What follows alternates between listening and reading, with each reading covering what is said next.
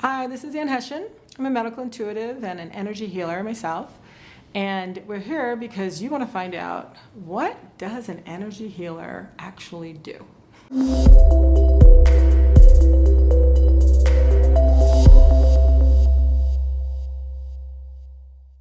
The first thing I want to say is that there are many different types of energy healing.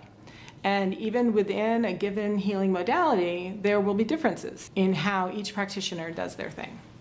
You might want to watch my video on what is energy healing to learn even more about it, and I'll get into it here as well. Energy healing is an umbrella term for many different healing modalities that work with the energy systems of the body.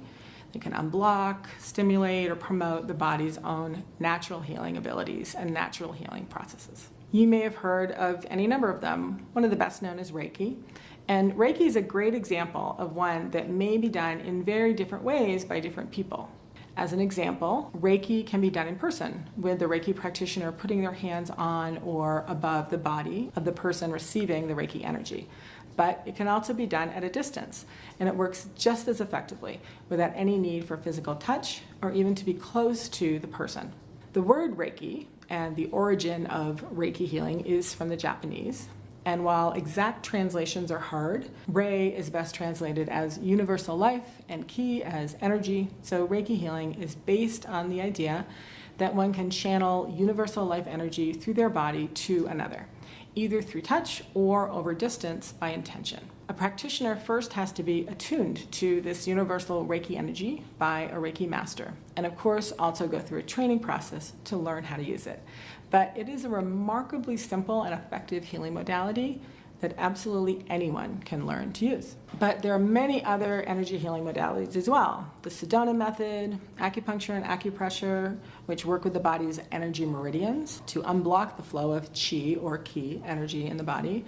There's quantum touch, there's E.F.T or emotional freedom technique, which is often just referred to as tapping.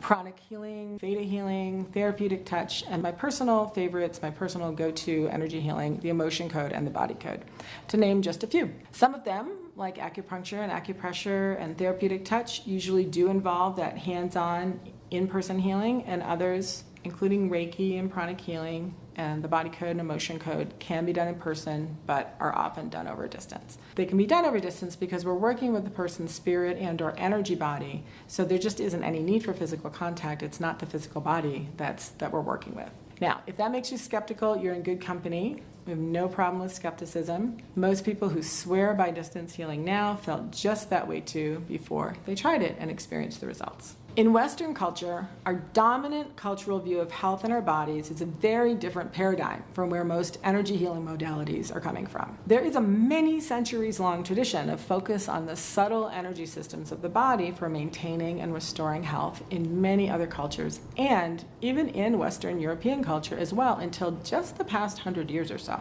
The story of how the current paradigm, which is essentially allopathic medicine, became the dominant medical paradigm in the US and most of Western culture is a very interesting one, involving certainly changes in scientific breakthroughs and also strong influences of industry and politics. But that should be a whole other video or video series probably, which is not what we're here to talk about today. But if I'm going to try to bottom line it to help you understand what an energy healer does, allopathic medicine, which is what medical doctors are trained in and practice and where most medical research is coming from, and which has done some absolutely extraordinary things for us, also has its problems and limitations, like any paradigm. I would say it's very reductionist in its nature, and that's part of both the strength and the weakness of it.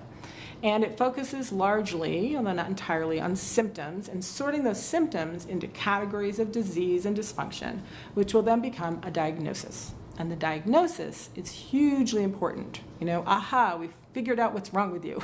Then the treatment focuses primarily on drugs, surgery or other physical interventions, nutrition to some extent, and the recommendations of treatment are based primarily on the diagnosis first, then taking into account any individual characteristics of the person. So for example, you get a diagnosis of a certain disease, but the most commonly prescribed medication for that disease is known to stress the liver. And you already have some issues with your liver, so they would just prescribe a less common drug that's easier on your liver, but that still addresses that diagnosis, that disease. So that is the super shortest version of explaining that I've ever tried to do. And I'm not knocking allopathic medicine. I'm very grateful for Western medicine in ways it's helped me personally in my life.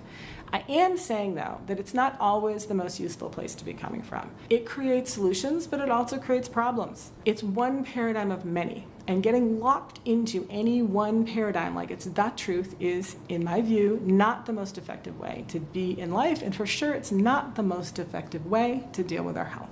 Energy healing is coming from a different view, and let's see how well I can explain that, because I think that's what you're here for.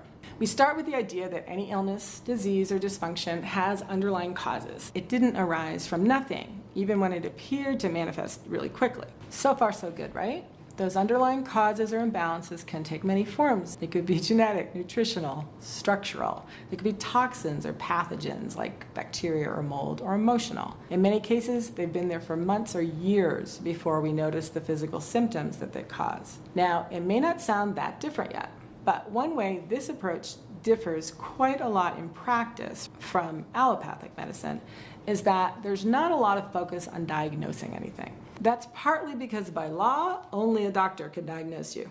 But it's also because it's just not important from an energy healing point of view to take this set of symptoms that you're experiencing and put a label on it. The reason that's so important in allopathic medicine is because there's an inherent belief in allopathic medicine that certain things almost always cause the same problems. This bacteria or this toxin or this virus causes this disease. So we have to figure out what the disease is to know the cause, to know how to treat it. In energy healing, we make no such assumptions. And you don't have to practice any energy healing modality for very long to start to see that anything can cause just about anything. In my experience, the underlying causes of disease and illness and dysfunction are so much more individual than that.